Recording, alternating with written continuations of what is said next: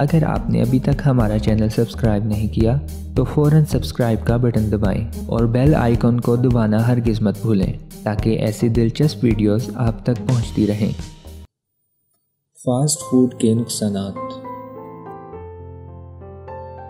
Protein کا کم ہضم ہونا اور کاربوہائیڈریٹ کا بالمقابل زیادہ جزو بدن بننا موٹاپے کی وجہ ہے۔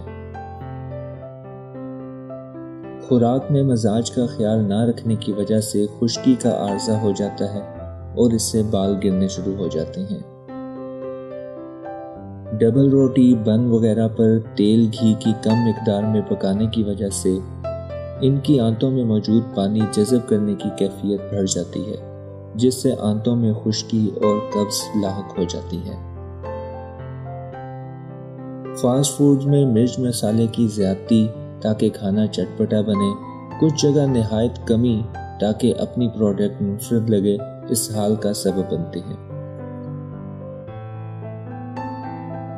خوراک کے تمام اجزاء پکنے میں ناتمام ہونے کی وجہ سے جگر پر برا اثر پڑتا ہے، لہٰذا بیماری میں مبتلا ہونے کی وجہ سے بچوں کا قد ٹھیک طور پر نہیں بڑھ پاتا۔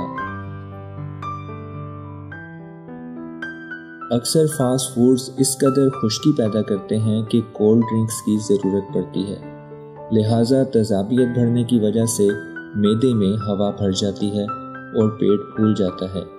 کولڈ ڈرنکس ہڈیاں کمزور کرتی ہیں کیونکہ فاسفورس جو ہڈی کے گودے کا خاص جز ہے کمی کی طرف چلا جاتا ہے۔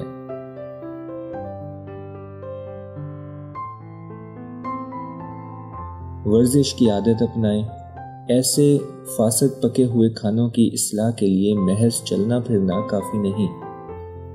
قدیم حکماء کے نزدیک ورزش کی اصطلاح کا استعمال سانس پھولنے اور پسینہ آنے کے ساتھ کیا جاتا ہے۔ روزانہ یا خصوصاً جس دن فاسٹ فوڈ کا استعمال کریں اس رات قہوے کا استعمال ضرور کریں۔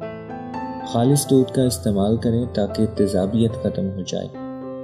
بہتر ہے کہ کھانے پر ہلدی، سونف، کالی مرچ چھڑک لیں تاکہ بہت جلد ہضم ہو جائے اور معدے پر بوجھ نہ رہو۔